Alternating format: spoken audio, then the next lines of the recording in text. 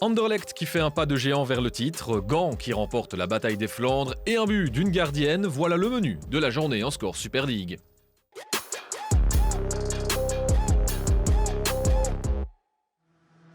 Avant le coup d'envoi du Classica, Anderlecht n'avait que 3 points d'avance sur le Standard, son concurrent le plus direct pour le titre. Et après quelques semaines plus compliquées dans le chef des Mauves, les Liégeoises abordaient cette rencontre avec de grandes attentes. Mais ce Classica féminin ne donnera pas lieu à une rencontre serrée. Au contraire, les Rouchettes devront rapidement l'oublier, car le match vient à peine de commencer que les Liégeoises sont en difficulté. Toloba passe dans un premier temps à Wullart qui dribble Marinucci et parvient à tromper Lichtfuss. C'est déjà 1-0 après 8 minutes de jeu. 5 minutes plus tard, la défense liégeoise oublie que Anderlecht joue à 11 et Toloba se retrouve esselé et en profite pour déjà faire 2-0. Le Standard passe complètement à côté de son début de match. Ce n'est que dans le deuxième quart d'heure que le Standard parvient à trouver ses marques. Le rythme est plus élevé et Anderlecht est mis sous pression. Petri sert Gelders, mais Ouders intervient pour arrêter le tir. Quelques secondes plus tard, Van Mechelen tente sa chance à distance, mais à nouveau, Justine Ouders repousse l'envoi. 5 minutes plus tard, Gelders s'offre la plus belle occasion, mais Ouders est encore une fois au rendez-vous, même si l'arbitre aurait peut-être pu siffler un penalty. Sur le ralenti, on peut voir que Ouders ne touche pas la balle dans son intervention, mais bien la joueuse. Le Standard aurait dû avoir un penalty. Les Liégeoises n'arrivent pas à concrétiser dans leur temps fort pour faire 2-1 et la sanction est lourde puisque Anderlecht va faire 3-0 juste avant la pause. Janssens rate sa passe et Tessa Wullart ne va pas se faire prier pour marquer son 32e but de la saison. Ik denk dat wij de eerste helft een van de betere kansen hebben gehad. 2 keer alleen voor de keeper, denk ik. En nog een trap van ver die Justine mooi uithaalt. Het is gewoon heel jammer dat we altijd afgestraft worden door domme fouten van achter. En, ik kan niet elke week hier staan van het is maar een wedstrijd, maar nu begint het wel serieus te worden. Malgré 2 changements à la mi-temps, le Standard ne parvient pas à changer la donne. Au contraire, Anderlecht dicte le tempo, domine et marque à nouveau. Wullart sert De Kenny qui sert à son tour Van Gorp sur la droite. Les Mauves mènent 4-0. Les enseignements des dernières rencontres, où Anderlecht avait plus souffert que d'habitude, semblent avoir été retenus. Ik denk dat we gewoon moeilijk tot scoren kwamen inderdaad. En ja, ik denk dat elke speelster of elke ploeg in een seizoen wel een dipje heeft. En jammer genoeg hadden we dat een beetje allemaal op hetzelfde moment, denk ik. De vermoeidheid die ook een beetje parten speelde. Maar oké, vandaag ja, er terug als team voor gegaan. En heel veel kansen gecreëerd. Ik denk dat het zelfs nog meer kon zijn. Maar ik denk dat Standaard ook hier en daar wat kansjes had. Dus ja, dat moeten we zeker vermijden. Want in de toekomst kunnen we daar wel een tegendoelpunt hebben. Le Standard se procure en effet des occasions, mais ne parvient pas à les concrétiser. Gelders n'est pourtant pas passé loin ici. Le 4-0 avait permis à Anderlecht de porter son compteur but à 99. La question était de savoir qui aura l'honneur de marquer le 100e. Un 100e but qui va tomber justement dans ce match. À 15 minutes du terme, il tombe après un centre de Tessa Wullart. Laura Delooz n'avait plus qu'à la mettre au fond, mais ne savait pas que le cap était franchi. Wauw, dat wist ik niet. Dank u, dank u. Dat is wel niet alleen mijn verdienste, maar dat is de verdienste van Tessa. Want zonder haar een assist had ik dat nooit kunnen. Dus. L'ambiance est déjà à la fête pour Anderlecht, mais le Standard va tout de même tout essayer jusqu'au bout avec une belle occasion cette fois pour fond. Mais Ouders réalise une prestation 5 étoiles. Et sur ce centre de Van Mechelen, la reprise de Bormans passe largement au-dessus. Le score va même s'alourdir pour le Standard de Liège qui voit Van Gorp faire 6-0 à 2 minutes du terme. Le titre ne semble plus pouvoir échapper à Anderlecht. Je m'attendais à une réaction du groupe et bon, je crois qu'elles l'ont très bien fait. Ça doit moralement leur donner un fameux boost de à nouveau marquer 6 buts, compte quand même le 2e du classement, il n'y a rien à faire. Ça c'est une chose et je crois que les filles qui ont marqué, que ce soit Tessa, que ce soit Elke, Lo, ça leur fait du bien, ça leur rend énormément de confiance, enfin, je l'espère pour les 6 derniers matchs qui nous restent à jouer. En 3 matchs face aux Mauves, le Standard a encaissé pas moins de 13 buts et n'en a surtout marqué aucun. De quoi susciter la réflexion, mais les Liégeoises doivent désormais se concentrer sur la 2e place. On a plus d'occasions, mais on perd 3-0. Ils ont eu beaucoup de réussite sur leur truc, même si ça n'enlève pas leur mérite. On voit leur qualité de transition, leur qualité d'appel, leur qualité de passe.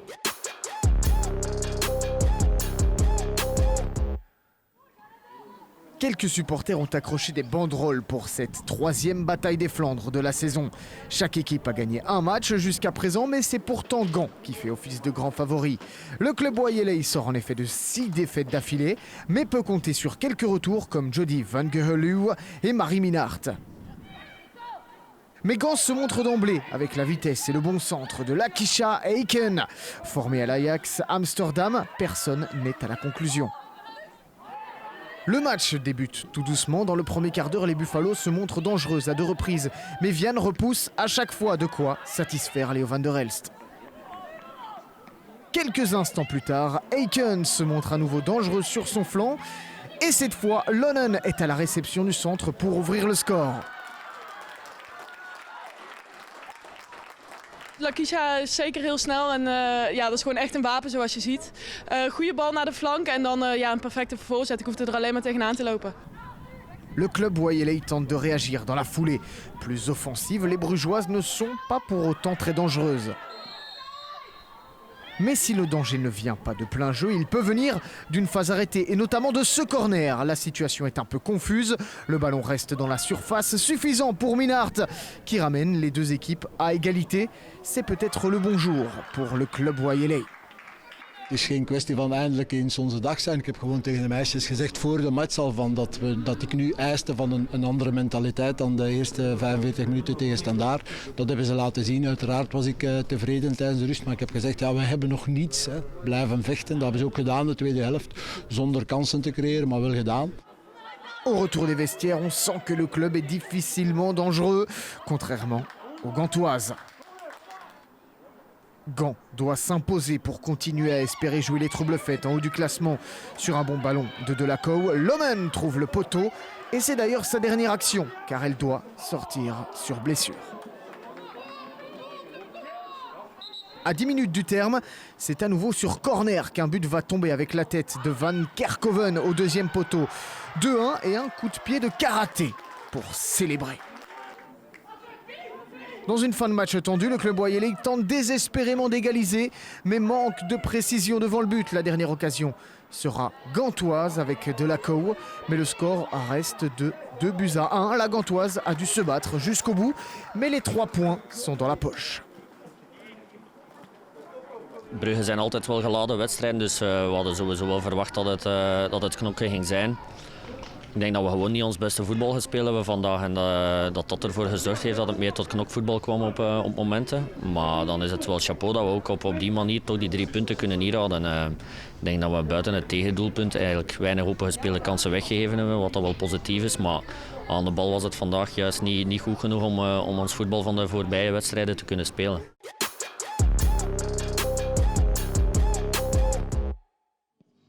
Le White Star recevait Genk, une équipe qu'elles ont battue à 2 reprises cette saison. De quoi donner un boost mental car la liste des joueuses blessées du côté de Woluwe reste importante. Le mercato a par contre déjà commencé avec 5 nouvelles joueuses, même si les noms n'ont pas encore été dévoilés. Du côté des Limbourgeoises, l'effectif se remplit également pour la saison prochaine puisque Petri et Vanenrode arriveront du Standard ainsi que Jan Geers en provenance d'OHL. Une joueuse de la Z Alkmaar prendra aussi la direction de Genk. Bref, Guido Brepoels veut jouer les Playoffs 1. Mais désormais, place au Playoff 2 avec une envie de revanche face au White Star. Les Limbourgeoises veulent dicter la loi d'entrée de jeu. La meilleure buteuse d'Oysters est la première à alerter Willems. Même pas 5 minutes plus tard, Oysters plonge à nouveau dans les 16 mètres. Le White Star est déjà mis en difficulté. On joue depuis 25 minutes et c'est au tour de Merkelbach, 2e meilleure buteuse du Racing, de tenter sa chance, mais sans plus de réussite que d'Oysters. Woluwe ne parvient pas à s'approcher du but limbourgeois. Il faudra peut-être compter sur un petit peu de réussite, mais l'esprit combatif est présent malgré tout. C'est ce qu'on avait discuté de la semaine par rapport au match de la semaine passée qui n'était pas fabuleux, je veux dire, en termes de mentalité. Et aujourd'hui, on a vu un autre visage, un autre Woluwe, et c'est pour moi le plus important. Les seules occasions dangereuses viennent sur corner, signe d'une première mi-temps peu enthousiasmante. Mais c'est justement sur un corner que va tomber le premier but avec Rakovic qui parvient à trouver l'ouverture. C'est 1-0 pour le White Star, un but qui fait beaucoup de bien à Woluwe alors que Genk va devoir s'adapter en deuxième mi-temps. We hadden gevraagd om over de vleugel te spelen de eerste helft. We kregen dan een paar kansen door, maar niet echt. Dan heb ik gevraagd om de backs hoger te spelen. Dus, met 2 spitsen en 2 tienen daaronder. En dan achterin met 2-2, dus 2 centrale verdedigers en 2 zessen. Dus dat is heel aanvallend. Comme demandé, l'arrière-gauche Van Hout monte très haut en début de deuxième mi-temps, mais prend trop de temps avant de tirer. Genk continue de tout faire pour placer Merkelbach en position et elles vont presque y arriver à 2 reprises en début de deuxième mi-temps. Le Racing contrôle le match mais ne parvient pas à en profiter pour revenir au score. Ici, Duisters ainsi que l'arbitre voient la faute de main, même si du côté de Woluwe on estime qu'il n'y avait pas de penalty. Et pourtant, c'est bien la décision de l'arbitre. Estelle raakt de bal, maar ja, met haar tanden, want ze bloedt zelf. Gezien in mijn ogen, en ik denk dat de beelden dat wel zullen bevestigen, was het geen penalty. Mais penalty il y a et Merkelbach s'apprête à le botter. Elle doit s'y reprendre à 2 fois, mais remet les 2 équipes à égalité. C'est son 8e but de la saison. Le White Star ne parvient pas à gérer les nombreuses montées de l'arrière-gauche Van Hout et il faut cette fois s'en remettre à la gardienne Willems pour le empêcher d'être mené au score. En milieu de deuxième mi-temps, Genk recommence à lancer l'offensive sur la droite comme en première période. Il y a des espaces de plus en plus importants devant Willems qui ne peut rien faire face à Merkelbach. Le 1-2 tombe assez logiquement. La meilleure buteuse d'Oysters, elle, veut certainement garder son statut et imite donc sa coéquipière auteur d'un doublé. D'Oysters fait 1 but à 3, de quoi reprendre les devants dans cette lutte interne. Woluwe a tout donné, mais doit rendre les armes en deuxième mi-temps. Et pourtant, contre toute attente, le White Star revient dans le match grâce au but de Bougard. 2-3, le match est relancé.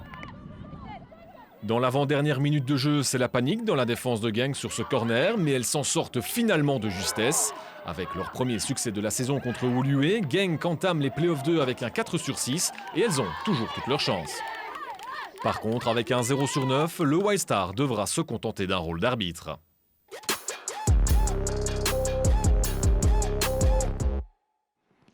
La semaine dernière, face au White Star, Charleroi est allé chercher sa 2e victoire de la saison. De son côté, Alost était au repos. Durant la phase classique, les confrontations entre les 2 équipes se sont soldées par 2 victoires d'Alost. En tribune, Aline Zeller était présente. Le Sporting a annoncé que l'ancienne Red Flames serait la future coach de l'équipe Carolo. Elle est déjà en train de travailler afin de préparer au mieux la saison prochaine. Dès le début de la rencontre, c'est Charleroi qui a la maîtrise. Alison Duterne s'empare du ballon, mais son tir n'est pas cadré. Dans la foulée, Bouchena botte un corner, mais Silke Bakarn capte directement le ballon. Quelques minutes plus tard, Alost réagit. Les joueuses de Dirk de Koen tentent d'être plus dangereuses dans le rectangle, mais après plusieurs tentatives, elles finissent par perdre le ballon. Et puis, Anke Van Oren réalise un joli centre-tir, mais Ambre Collet est attentive. La gardienne Carolo finit par s'emparer du ballon. Côté Carolo, Alison Duterme tente une offensive, mais elle s'écroule finalement dans le rectangle. Après 25 minutes, Annelies Van Loek se blesse toute seule. Elle sort et est remplacée par Megan Lerings. Megan Voss centre, c'est repoussé par la défense d'Alost, mais Bouchena récupère le ballon et arme un très joli tir qui passe juste au-dessus du but. Charleroi n'était pas loin d'ouvrir la marque sur cette action. Alost obtient un coup franc, Valentine Anerkart s'en charge et Ambre Collet ne s'empare pas du ballon avec beaucoup de facilité. 1 minute plus tard, Charleroi tente une nouvelle offensive, mais le tir d'Alison Duterne touche la barre. Les Carolo ne parviennent pas à être efficaces devant le but. La tension est sur le terrain, mais aussi sur le banc. Le référé doit même intervenir et un petit peu calmer les tensions. Juste avant la mi-temps, Van Oren tente d'ouvrir le score sur coup franc, mais la défense Carolo s'empare rapidement du ballon.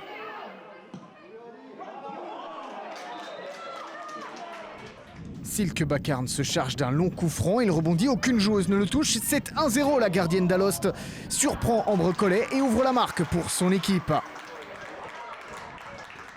Dat is mijn eerste goal. Ik heb enkel maar een penalty gescoord. Maar het voelt goed om eens te scoren, maar het was totaal ook niet de bedoeling of zo. Maar tof om dat mee te pikken. J'ai voulu un peu anticiper la frappe parce que je voyais un peu comment elle allait venir. Et j'ai été pris de court, j'ai eu un moment d'hésitation et voilà, ça se fait cash à ce poste. On sent alors que les joueuses d'Alost ont à cœur d'aller inscrire un deuxième but dans cette rencontre. Et Charleroi leur simplifie la tâche. Anke Van Oren profite d'une incompréhension dans la défense Carolo pour inscrire le 2-0. Une erreur qui se paye cash pour Charleroi. 2-0 score final. L'ouverture du score d'Alost aurait été fatale au Carolo. De leur côté, les joueuses d'Alost ont su être efficaces. On vise la première place. Je pense que vu nos résultats des dernières semaines, on est largement capable d'y arriver.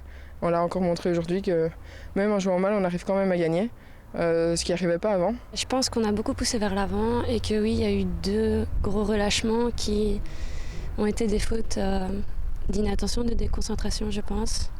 Et on a offert à l'adversaire ces 2 goals parce que c'était malheureusement 2 erreurs qu'on n'aurait pas dû commettre.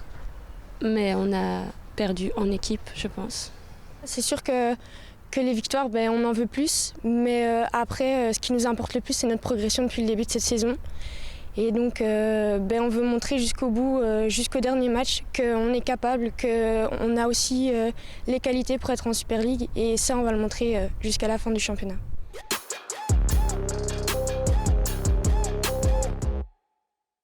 On passe en revue les résultats de cette 3e journée de play-off avec 4 vainqueurs. Anderlecht, Gand, Genk et Alost se sont imposés ce week-end. Au classement, Anderlecht a désormais 6 points d'avance sur le Standard. Gand profite de sa victoire pour repasser devant OHL qui était en bail. En play-off 2, les 2 vainqueurs du week-end, Alost et Genk, sont en tête avec 14 unités. En bail, Zulte Waregem reste néanmoins dans le coup. Au programme de la 4e journée, la Gantoise et OHL vont s'affronter dans la lutte pour la 2e place alors que le club Wayele affronte les leaders. En play-off 2, Genk pourrait profiter du match Alost-Zulte Waregem pour faire la bonne opération face à Charleroi. On se retrouve lundi prochain, même heure, même chaîne, pour les résumés de ces 4 rencontres.